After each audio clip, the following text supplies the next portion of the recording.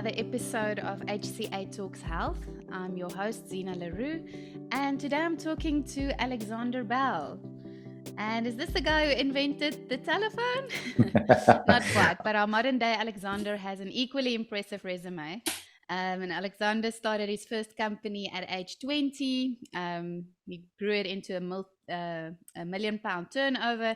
He helped lead a collaboration between IBM, His Royal Highness, the Prince of Wales, now King Charles, and business in the community. And he then took a role working for Google and later founded a second six-figure startup, and all before turning 30. So it's very impressive, not bad at all. So welcome. It's such a privilege to have you as our guest today. Thank you for having me. Just to absolutely clarify, I would never put myself on a similar level with Alexander Graham Bell. He got his the telephone patent, which is almost 150 years ago now. He was 26 when he got the patent for the telephone. Really? So just to put into that context, like, you know, he blows Zuckerberg, Musk out of the water. You know, he was 26 and had still to this day the most valuable patent in history was granted to him. So yeah, so there you go. I share the name, not the brains. Well, I wouldn't agree with that, but yes, absolutely. So it's this amazing, you know, technology and patent that he, you know, was behind his name, but also he was quite a wise man. If I'm looking at the quotes around, I know you use that quote around, we see but we don't, we look but we don't see. What's that? Yeah, quote? We walk through life with our eyes shut. There are things all around us, right at our very feet, that we never see because we never really look. And I just think that encapsulates everything, where, you know, our whole journey of technology and where we've come to today. Yeah, I just think it nails it. And that I guess that's the difference between him and I. He came up with that quote 150 years later. I can't beat it. You know. Oh, wow. So such a wise man. Yeah. Yeah. So Alexander, you've worked in some impressive tech environments, you know, including Google and Warner Brothers. But by doing so, you realized, of course, the amazing benefits of tech, but you also learned how it is really impacting our focus and our productivity and our relationships. So maybe you can just tell us more about where the tech journey started for you and what your main learnings were from working in the industry. Yeah, so I love tech. I always have, you know, right from I had a pager before the phone, the mass kind of mobile phones came out. I got my first mobile phone in 1997. It was this huge thing. It had it was a one-line 12-character one-color display. It had enough memory for 10 text messages. Wow. and 80 contacts. Like, this thing was cutting edge.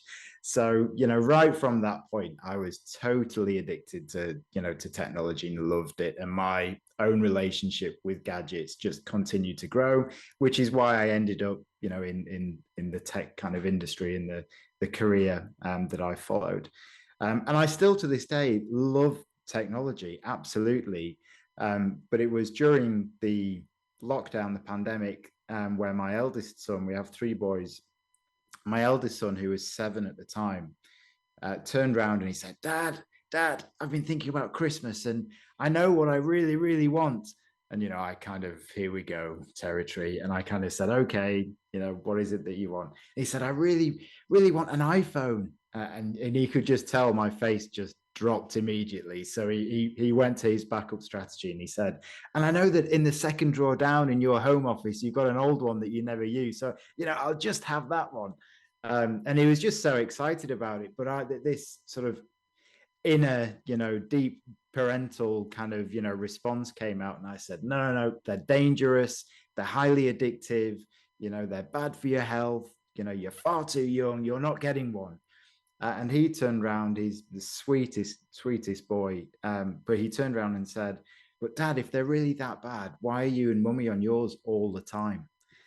And it was just one of those mic drop moments where I just kind of thought, wow, okay, what an observation from a 7-year-old. Spot on. Yeah. And it led me to sort of really question my own relationship with technology and how that is impacting the people that I care about more than anything in the world. And I started to kind of really think deeply about what had I done in my own businesses, and what others could potentially do in their businesses and their lives, to really try and rebalance this kind of impact that technology has on everything, because it just sucks up, so much of our day. If you can try and think back to a world either without phones, or if you're not that old like I am, then a world where the pre-iPhone era, essentially the BlackBerry era, if you can remember that, where the phone still had the keypads on them and they just weren't as good. And if somebody would say to you, in a few years' time, these devices are going to take up 3, 4, 5, 6 hours of your day, how do you feel about that? Everybody would kind of say, whoa, hang on, that's crazy. you know, but that's where we are, and that's what these devices do. And it's not just the time element that they kind of really take out of our lives. It's the focus, it's the mental impact, the mental health side of things as well. And I talk about the frequency being perhaps the biggest problem, even more than sort of the total time consumed. Because if you look at the amount of times that you turn to your device, pick it up, quick look, swipe, unlock, whatever it is, the average user is kind of around 60 times a day. Some people are well north of 100, 200 times a day. And there are apps that will track this for you, and you can, just start to understand what your own usage is.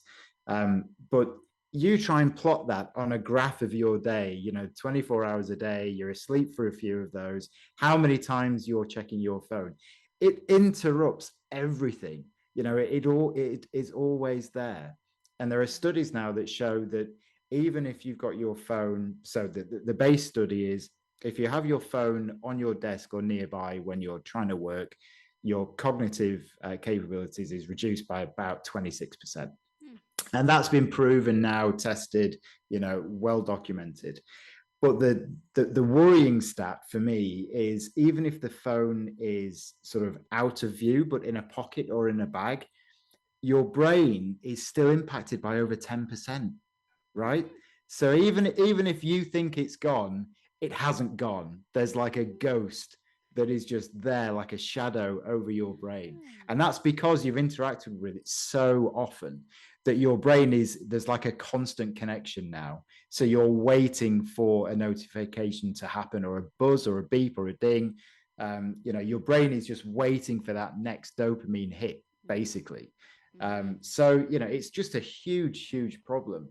And again, there was some other research that was done, I think it's called the Hawthorne effect, where if the noise and vibrations and feelings of your phone in your brain, it reacts the same as if somebody shouted your name from across the room. So that's how powerful the connection in your own mind is. So it's almost like you've got this thing nearby, and even if it's not nearby, it's still nearby, and it's just shouting your name all the time. So if you try and picture that, that's where we are with technology. And it's a huge problem. And that's just the phone. You take the phone away, and we're all, slaves to our laptops and slaves to email. And then when we think we're having downtime and we're, trying to, reboot and refresh ourselves, what do? Most of us turn to Netflix or to another device and another screen to unwind. And there's another set of triggers that's embedded in those. So we just can't escape it. It's everywhere, and it's a big almost, hey? Yeah, and it's all of that side that I kind of thought, wow, I need to think about, how this is impacting me in my life, but also I've got these 3 mini humans that are going to grow up with this technology, and I need to help them guide them through their relationship and their journey. So that's when I realized that actually, being in sort of inside the industry, and like I now have a VR virtual reality production company that's, been doing that for about 11 years now. And that's fine. It's only B2B stuff. We're not creating kids games or anything like that. So I can feel okay about the work that we do with that business legitimately. But where do I want to be in 25 years? It's more dealing with this wider topic of technology. And that's what I talk about to audiences and work with organizations as well, on this whole idea that, that tech now rules us. And if we don't do anything about it, it will continue to find new ways to rule us. So we need to just, take stock, take a minute, take a breath, and find a way of trying to rebalance, I guess. But it's so true what you're saying, and I've never thought of it that way. But even if your phone's not, even if it's on silent, even if it's in another room, you keep on thinking about it. So even if my phone is on do not disturb, it feels like this still is that pull for me to go check whether there is a notification. Even if the notification is not disturbing me all the time, I want to go see. I want to go in and check, Of course. And even with, of course, emails, right? I'm really a sucker for a new notification. It just feels like I'm on top of things by checking my emails all the time, but it's not just the time, as you're saying. It's not just the time that it's stealing from us. We are on our devices for how many hours a day? You say, 4. It ranges. Everybody's different. I think the average is about 4 hours. About 4 hours a day. So if you add that up, obviously there's so much that we could have done with that time, right? So the one element is the time. But on the other side, as you're saying, it's impacting our focus and our productivity as well, because every single time we get disturbed, even if we're just checking or unlocking, the time that it takes to get back to what we were focusing on is compromised, right? So there's so many different elements and so many different areas that are obviously impacted, right, by this. So, and you mentioned dopamine. So is that where the addictive element comes in, do you think?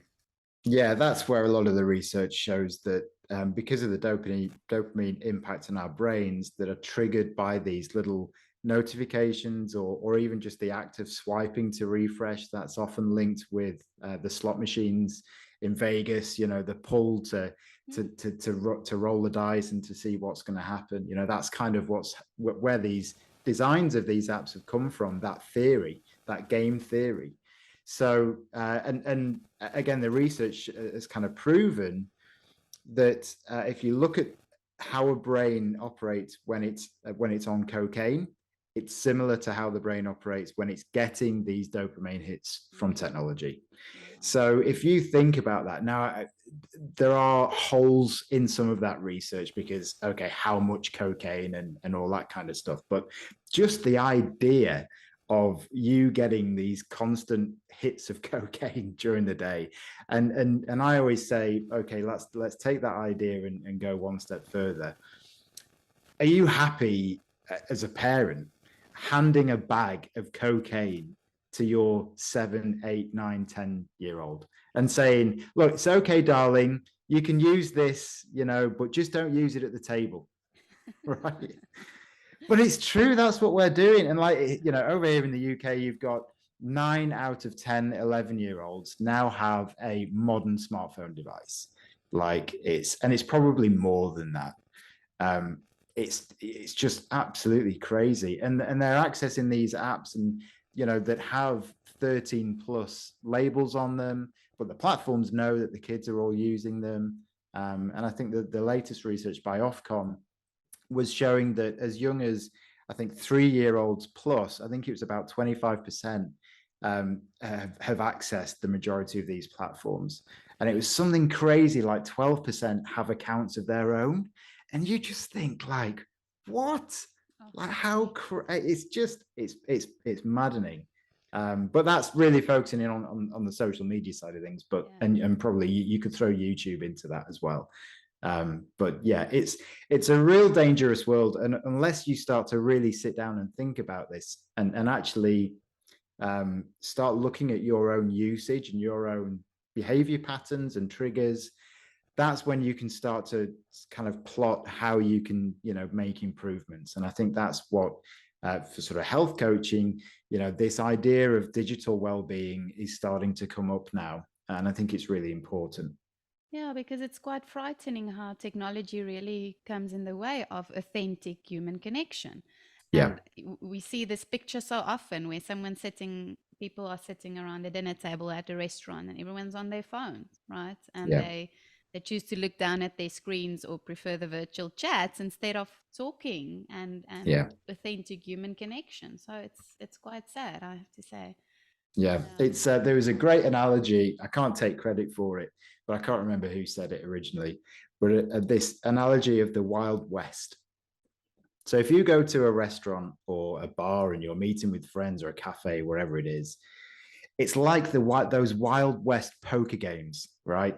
So it's the person who, they all put their phones down on the table, and it's like fastest fingers first. As soon as somebody gets up to go, take an order or go to the bathroom or whatever it is and leaves the table, you see people just dive for their phones, and it's literally who can get on their phones the quickest.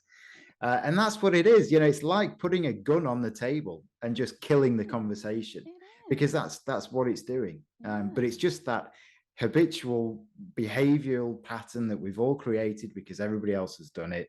And that's where we are. But yeah, Yeah. it's really hard not to do that. I'm really conscious of it because Mm. I constantly talk about this. But even when I go to a meeting or a restaurant or cafe, whatever it is, it's really physically hard not to get your device out and put it on It the is. table. Or You it's know, just waiting in line, taking your yeah. phone out rather than starting up a conversation or looking around. You're just taking a Oh yeah. break. People think I'm nuts all the time now because I literally will stand there and consciously, purposely not go on my device. Yeah. And everybody's on theirs, and they just look at me as if there's something wrong with this guy. Is he gonna commit a crime? Yeah. It's so That's it so is. it's maddening. But if you go back to the time before that noise of chatter in a coffee shop, that's like a really so you're now at a stage where people will listen to ambient sounds such as kind of coffee shop chatter on YouTube and various other platforms in order to try and be productive. They'll listen to these background noises, and you Yeah. just think it's like, it's just bonkers. Crazy. No, it is. Okay, so taking all of this into consideration, would you say that we'd be better off without tech? um I just don't think it's a question that you can answer seriously, because I don't think there is a future that doesn't have tech in it now. The only future that doesn't have tech it is humanity's been wiped out. It's that dystopian view of something's happened and we're gone. So therefore, I think the only future we can look at and consider is one that is full of technology. And there are huge benefits from technology. I am not an anti-technology person.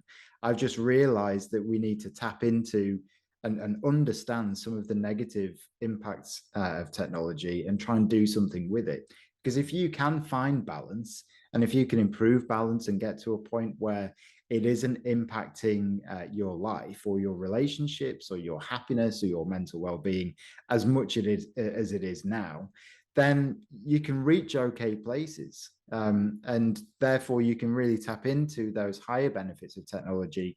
And it's almost a win-win, although it will never be a win-win because there's always somebody else on the other side of your technology benefiting from it. Yeah. So as much as I would like to kind of say, yes or no, I just don't think it's a viable option, because Mm. we either live with it or something's gone wrong, and we're all gone anyway. No, it's true. So it's all about we're going to have to make peace that it's going to be part of our lives.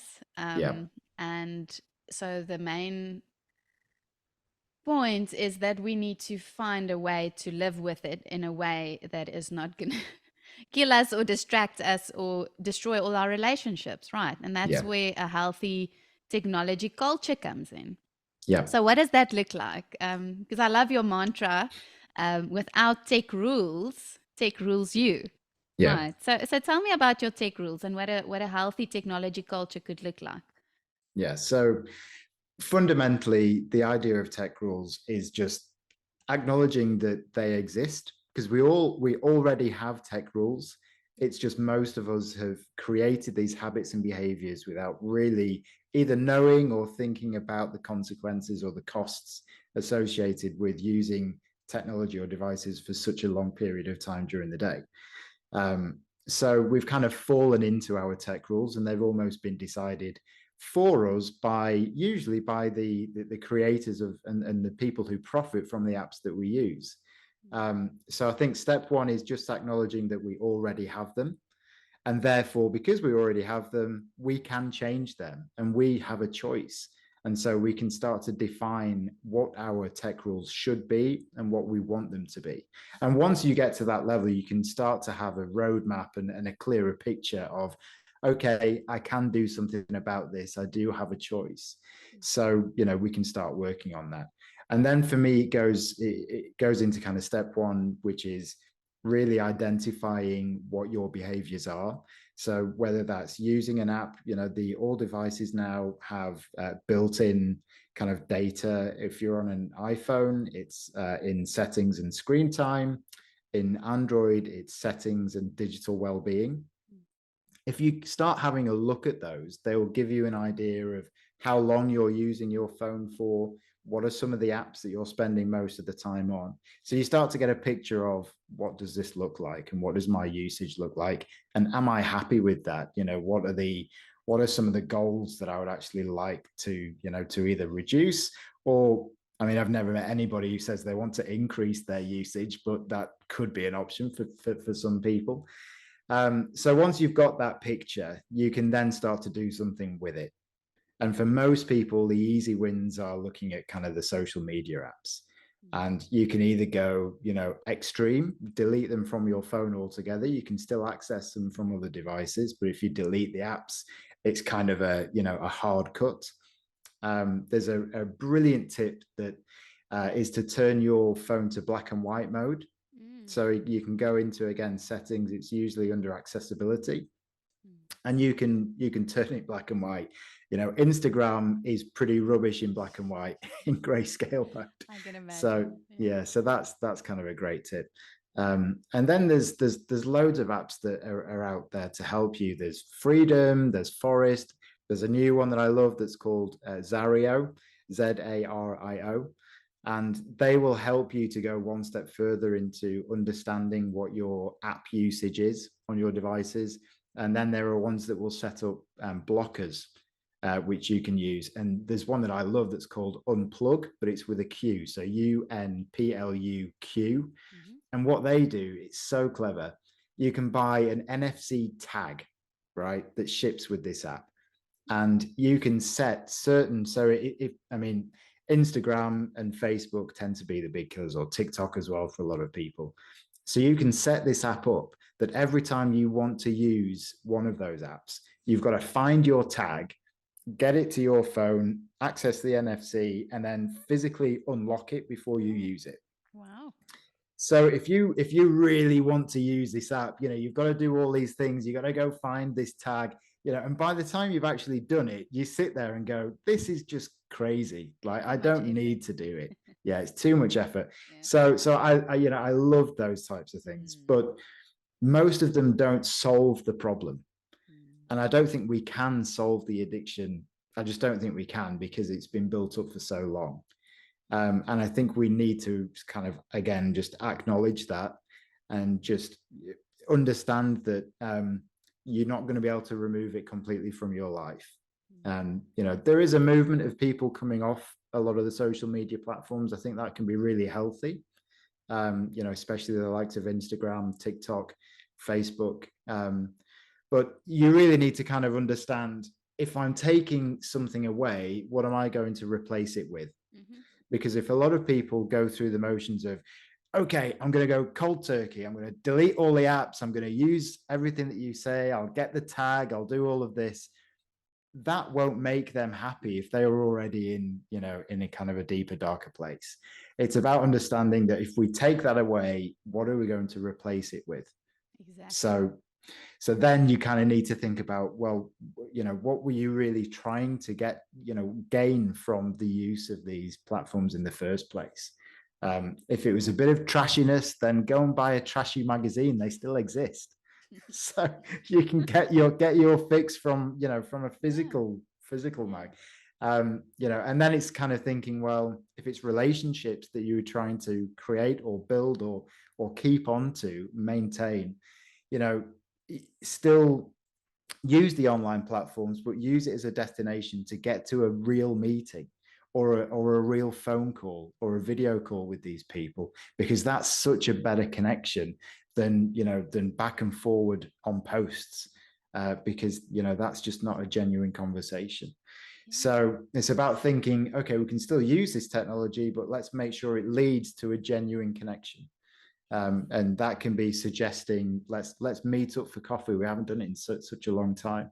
We all, whenever I say to somebody, who's that 1, 2, or 3 people that you would love to have a conversation with, but you just haven't caught up with for so long? And we all have them. Mm. Just call them. Yeah. They would love to hear from you. But what we do is we spend time stalking them on the platforms and just making sure we've liked their last few posts. Yes. And I think That's also what that's we that's not do, friendship. yeah, and then we also make loads of assumptions around their lives. It seems Yeah. like they're doing really well, because we often compare our worst parts with their best parts by Yeah. looking at only the best pics on social media, right? So, but what I love what you're saying is replacing we need to replace that hit that we're getting from technology and social media with something else and looking what is Yeah. it that I'm really looking for here. And as health coaches, that's something that we often support clients with around food. So Yeah. Yeah. often Yeah. we use food for all kinds of different reasons as well, also to get that dopamine hit. And I'm hearing exactly what you're saying. We can't just, it's almost like a metaphor of pulling a chair from underneath someone. Yeah. If we're just going to take away the tech, or we're just going to take away the food, they're going to fall, they're going to cry, and they're going to want more food or more dopamine, Yeah. right? So we definitely Yeah. need to put something else in there. And yeah, looking at connection or rewarding yourself in some other way. Maybe you're just overworked, maybe you need a break, maybe you're bored, right? So being able to address the root cause of what's going on, Yeah. I think it sounds like an ideal solution, but I don't think it's always that easy No. to And this is yeah, where coaching can play a vital role in yeah, this. yeah. It's a journey, and it's going to take time. This is an addiction that has been in the making for over 15 years. I got the first iPhone back in 2007. Facebook, really started to take hold around that time, and the social media platforms. We can go back to MySpace, but it wasn't as addictive. It was pretty rubbish. Yeah. So this has been a long time in the making, and the usage, if you attribute how many hours we've poured into these things to try and start to reverse that, it's a huge task. But what you need to think of is, if we don't do anything about this now and we continue another 15 years down the road, how much have we spent and wasted? Don't wait until your kids have grown up and you've lost that opportunity of having that connection with them because you were just pouring hours down your phone, basically. Exactly. And that's why I think it's so important to try and address this now and Mm, try and do something about it. But it's not an easy fix at all. yeah. So you've got 3 boys, right? Yeah. And how do you implement this with kids, or how do we raise kids with a healthy technology culture? Because I think it's a bit different compared to setting these rules for ourselves. Yeah, it is. I'm lucky that Dexter, who asked for his iPhone and kind of triggered this, he's now only 9. So I've still got a couple of years before this is going to really come to a head. But there's a great strategy that was recommended to me, where rather than giving them a phone at kind of age 11, because that's the crucial point, they go to, it's here in the UK, they go to secondary school, and they get to a level where everybody has a device. So it's really impossible as a parent to say you're not having a device, and it's equally impossible to say I'm going to give you a really low tech, clamshell flip phone, old school phone that you can use, because they'll get equally as bullied if their phone isn't one of the latest gadgets. So one of the best things that I've seen, rather than trying to manage their usage and all the rest of it, is to have a shared household phone, right? So you have this one device. It can be the latest Apple iPhone, but it's a shared device amongst all of you. And it's this device that they can pick up in the morning and take to school and bring back with them. But then it goes back into the shared device box as soon as they come home. And then it's somebody else's turn. So whatever they do on that device, yes, okay, they could wipe the history, or they could do various things to hide their usage, but it will get found out. And it's this understanding that it's not their device, and it's a shared device. And until they can kind of not necessarily prove that they can use the technology, but once they get old enough, they can start to then have their own devices. But don't just give them a phone at age 11, because it's just madness. Yeah, I love that idea. So it's not theirs, and I think the time consumption obviously is going to go down by quite a lot, Yeah. if they do it in that way. So no, such a great idea. I love that. And then just thinking about the rules that you apply to your own life. Can you maybe share with us which ones specifically you use in your own life? Yeah. So I think it's about fairness as well, because we need to lead by example as parents. But equally, we're all trying to deal with this relationship with technology. So, I say that to our kids: look, if you see me on my phone and you think I'm not present, you can call me out on it, and you can put my phone in our phone jail that we have in the house. Right? So they have as much authority on the device as I do. But that goes two ways. So equally, if they've spent too much time playing on the games consoles and things, then I can call them out on it and say, look, guys, time's up. We need to do something. But that doesn't mean that I get to go on my device, because they can just throw it back on me. So then it's a case of, right, we need to do something together.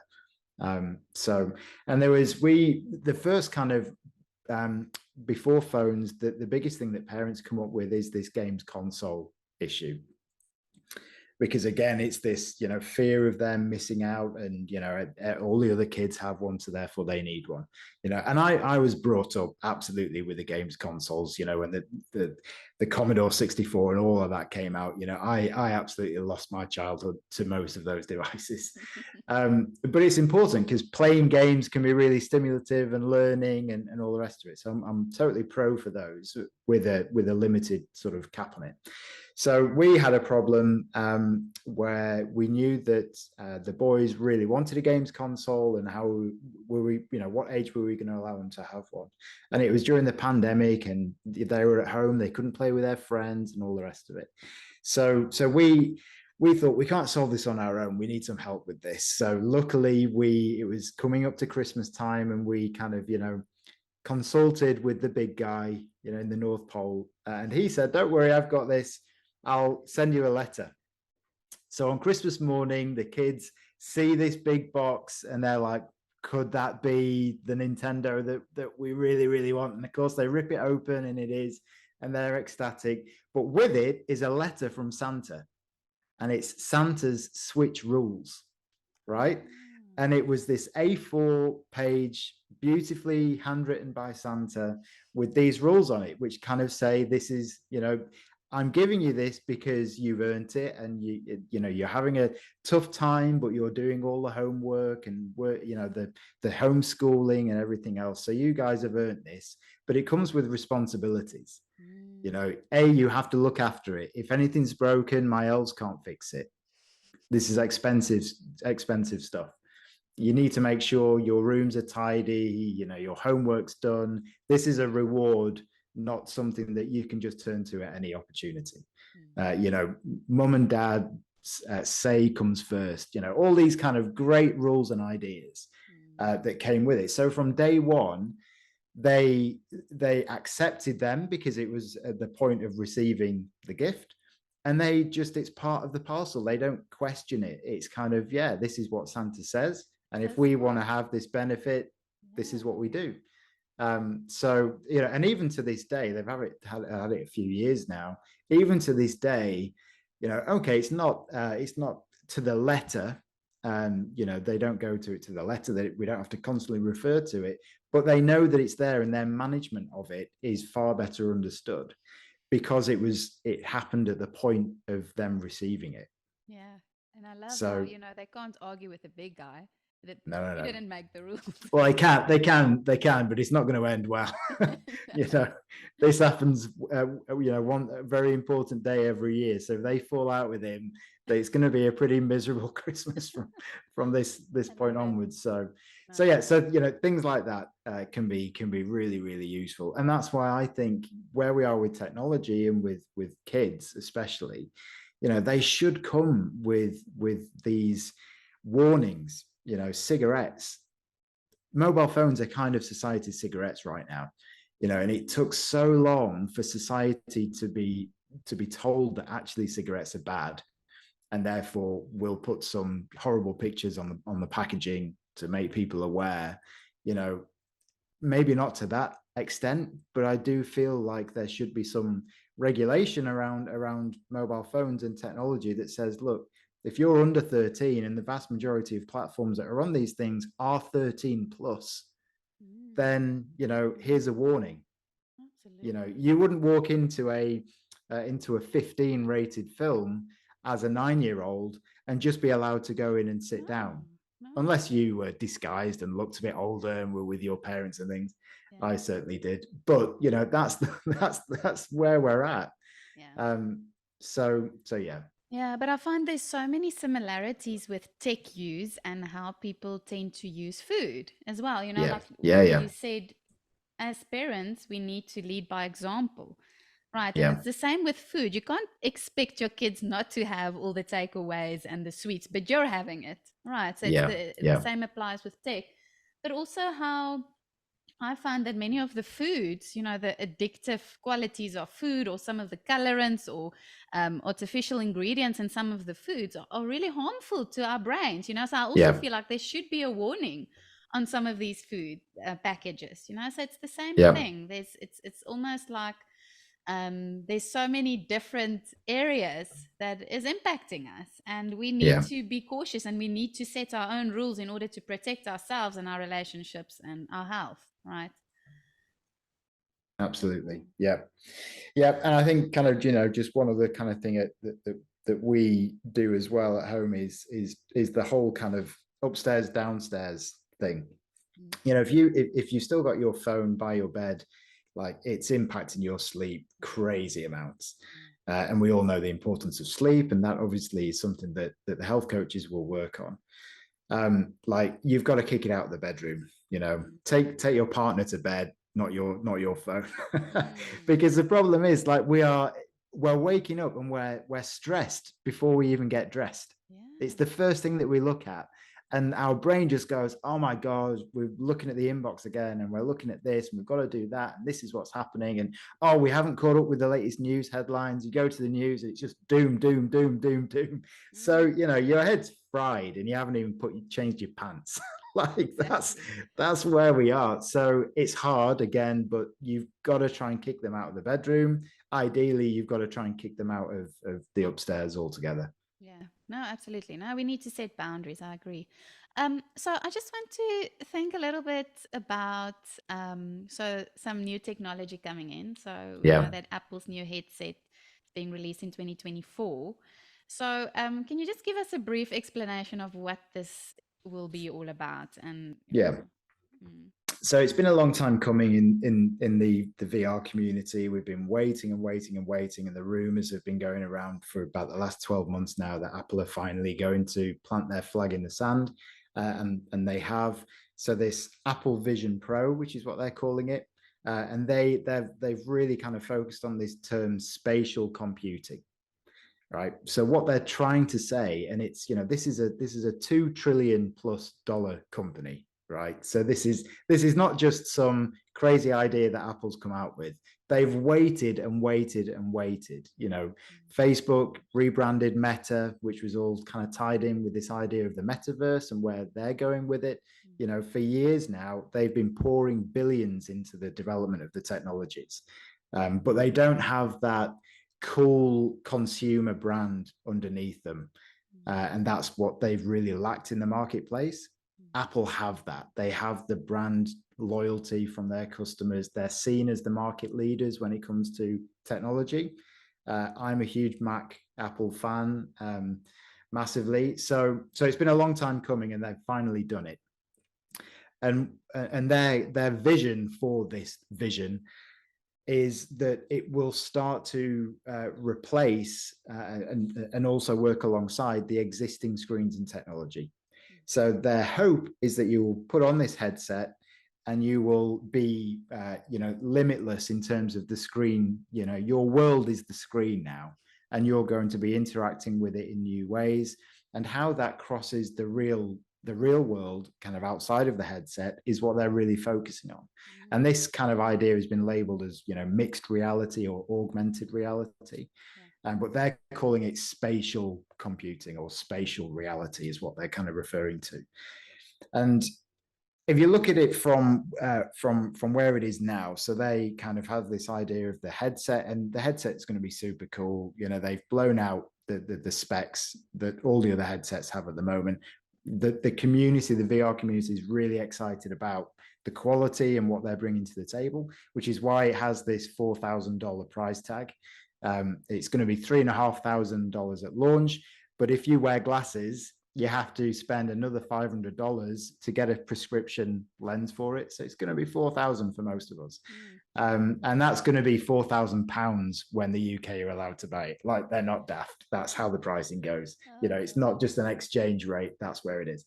But this is a first generation device for them. So this is step one in a 10-year program. The cost will come down for future generate. That's why they've labeled it a pro device. So, it will get cheaper. They're hoping that this technology will take off. But for me, you need to think about the bigger picture. So I think consumers will still have an issue with having to physically put on a headset. That's been the barrier to kind of VR ever since, it came out 25 years ago. And Apple's first headset will have that problem. People are kind of like, well, I've still got to put this thing on in order to get into the space.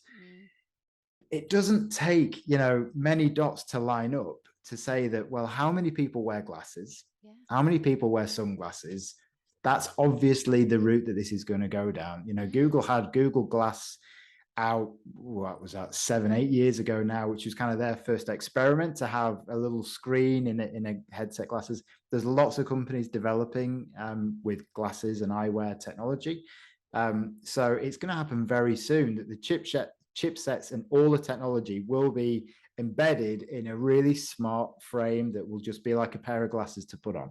It'd be very cool. Yeah. I would say that will happen in the next 5 to 10 years. Like, they will be as the take up will be similar to glasses wearers. And it's not a big jump to say people who don't wear glasses, look, all we're asking you to do is to put on these really cool, lightweight pair of glasses. Loads of other people, loads of your friends already wear glasses. So we're not asking you to do anything out of the ordinary. Just try them on, just like your sunglasses, just try them on. And at that point, I think is where the mass adoption will come in. And that's where I'm really concerned that as a society, we will adopt it. Because if you imagine the barrier now being in your pocket and in your phone or on your wrist, moving that to being in front of your eyes, that's just gonna be a, trying to have a conversation with somebody when you've got, two phones almost in your direct eyesight. It's not going to be genuine communication or conversation anymore. It's going to be picking up on everything that you say and giving me a little prompts. Hey, Zena mentioned this 3 months ago. Why don't you mention that again? Exactly. Right. Hey, if you're trying to impress Zena, say this. Like, honestly, that's where it's going to go.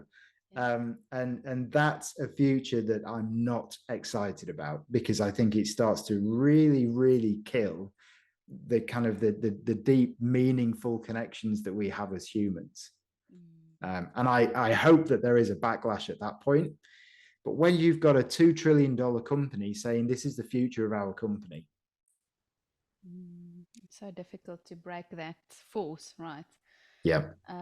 But yes, connection. I think connection is something that is going to become a rare commodity maybe in future. Yeah. And that's where, of course, something like artificial intelligence comes in as well, right? Where Yeah. robots and artificial intelligence will be able to perform most tasks that many of us do today, right? So what do you think is, do you think that that human connection in something, in a job like health coaching or psychology, do you think that that is still going to be of worth in some other way? Will it still have value with artificial intelligence coming in, or do you think that will also be able to be created through artificial intelligence, the connection? So I think what we're seeing now is AI being a really good sidekick. You know, it helps you to analyze data really, really quickly, suggest ways of thinking or solutions to problems that, you know, that we haven't got the capacity to think about, or that would just take us far too long. So it's kind of a really useful sidekick. But that sidekick is already at a point where it's kind of starting to equal our own sort of intellectual capabilities. And there's a key phrase used in AI called the singularity point, which is the point at which one AI model is able to demonstrate that it is cleverer than human. So it matches our capabilities. Now, in some ways, we're already there. AI is able to take, the exams that a doctor would take, and is scoring far higher than the average of humans. It's able to instantly almost beat the best players in some of the biggest strategy games, chess and Go, from not knowing anything about the game to within 2 hours being able to be the best player in the world. And that's from a game that has almost, I can't remember what the number is, but it's the game with with the most possible moves. So it's not quite an infinite level of moves, but it takes a lifetime to be able to master that game. And AI today, in fact, it was a couple of years ago now, within 2 hours, it played, I think it was 10 million games against itself, processed all of that learning, and was able to beat the best human player in the world. So again, it doesn't take, an expert to really understand that very soon that capability is going to be almost instantaneous. And when one AI model learns it, because they're connected, they're able to pass that knowledge on to all of the other AIs as well. So you're going to be in a case where we just cannot compete at all at any level. But the one thing that we still have is this idea of creativity, of emotional intelligence, that an AI model can try and replicate, but it's still a replication. It's not genuine. And I think as humans, we'll be able to pick up on that. And that's where you have this, okay, so in 20 years time, you can have the best husband or wife, or however you want to describe a partner, a life partner, and it's a robot and it's an AI and it's incredible, and it just does everything for you and makes you feel great about yourself, and and all of those really positive things. But at a deeper level, you still know that you've either purchased this thing, or you're paying for this thing, or it's not another free will human that has chosen to be with you. And I think it's that idea, that sort of level, that is just ingrained in us, that has been through billions of years of evolution, that we will still just kind of value a human more than any technology. That's my hope. Yeah, I hope so too. Yeah, and I think as as practitioners in our field, I think being able to supply that human connection to our clients is very important, but also being aware of how technology, it's not just coming in the way of connection and productivity and focus, but possibly also our health, right? So Yeah. I'm thinking, what how could someone like a health coach or someone working in the health industry support our clients best? Because I think, with all this technology also comes more sedentary behavior. We're Mm. sitting more. We don't have to move as much. So what would your thoughts be? How can we help clients support, Yeah. or Okay. help to support our clients around this? Yeah. So there's a tool that I use, just to give a real kind of simple solution that everybody can use. So I use an app. So go back to the original study that I said, if you remove your phone from the room whilst you're working, 26% boost in cognitive capabilities. Great. But you still want your phone because it's in the other room. Okay. And employers would still say, I'm not so keen about you kicking your phones out of the office. So I use an app called focusmate.com, and it is the best productivity tool I've ever used, and I've taken a lot of productivity courses.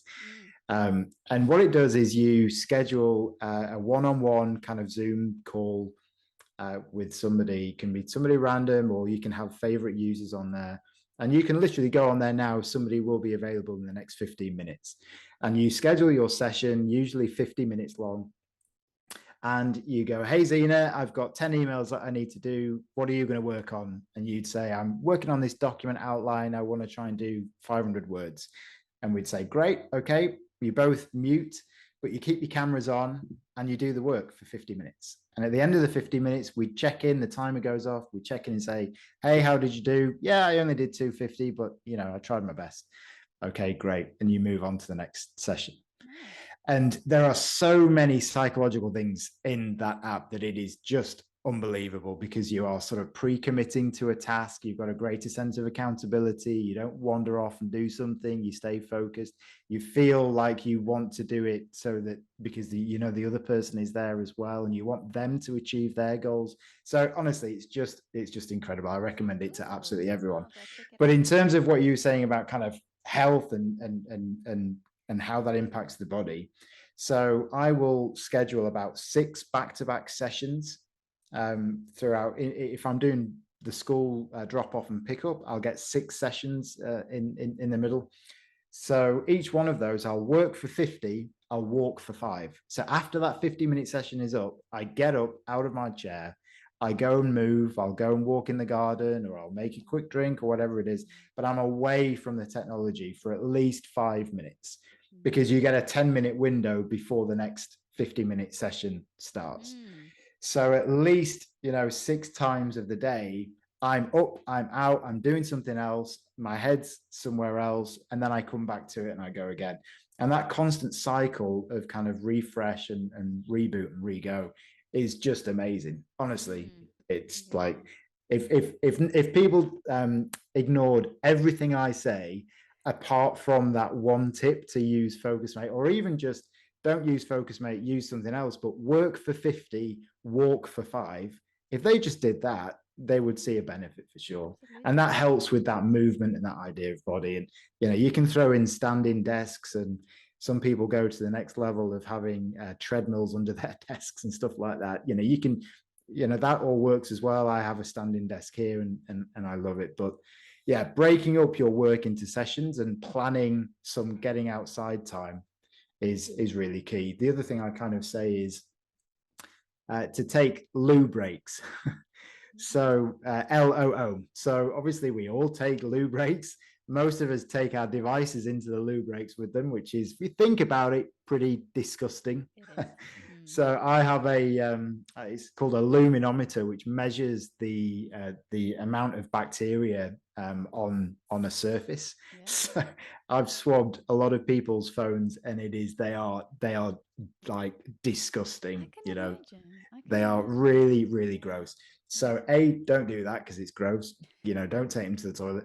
But this idea of loo, so you need to look, you need to observe, you need to listen, and you need to be offline, Mm. right? So listen, observe, offline is your loo break. So if you take a loo break and then think, oh, I've taken a loo break, I need to take another type of loo break, you know, just devices down, get outside, get some fresh air, get into nature, just take the opportunity to listen to the world around you. And this ties into the Alexander Graham Bell quote, right? Which is that, you know, we walk through life with our eyes closed. There are things all around us right at our very feet that we never see because we never really look. Yeah. Just take the time to go and look and go and listen and be offline and just enjoy the world that's around you, because there is an amazing world around us. Yeah. And we're missing out. So We're missing yeah, out on this beautiful life. So I love how, it's really not about eliminating or taking away the tech from our lives. It's really just about creating new habits to support us to yeah, still be able to connect and have the relationships and the focus and be productive at work. So kind of trying to get the best from both worlds, right? So yeah. Okay, thank you. Thank you so much. Just one last question. Where can our audience find you? oh, I'm a total nomad, so I have no technology at all. No, Great. I so I'm at alexanderbell.co. Okay. Is my website. There's information on there. I'm on LinkedIn as well. If people type in Alexander Bell, I'm quite visible on there. But that's really the only platform that I use, because if LinkedIn is still a problem area for me. I have to really control, my access and usage to LinkedIn, because you just get sucked into it. The conveyor belt of content, you just get on it. So I'm personally on Facebook, because of some groups that I'm kind of tapped into, but I wish I could come out of those. But a lot of those are kind of work related groups. So I'm kind of in there for that. Never been on Instagram, just knew from the outset that is not a good place to be on. So I've never had an Instagram account, and I won't get one. I did Twitter for a while, but I'm off that now as well. So I try and stay away from them, but I am on LinkedIn if people want to follow my sort of posts and content on there, Yeah. or my website. Yeah. So you kind of need to practice what you preach, right? So you can't Yeah. have all these different social media platforms Yeah, and yeah. I mean, practice what you preach. there are people kind of in this world who are spreading this type of message on those platforms, and I think that is really important. Yeah. I just know that if I did it, I would lose about 10 hours a week. Oh, definitely. So, Easily. and I just haven't got, I don't want to make that trade-off, so I'm just Mm. staying away from them. Yeah. Thank you. It was really enlightening, and I think you're doing extremely important work. So thanks for being on a mission to help us to take back control of our lives, and improve the quality of our work and relationships and even the relationship with ourselves. So yeah, thank you very much. Yeah, no, for sure. Thank you for having me. And yeah, I hope it's been helpful for some people. Absolutely.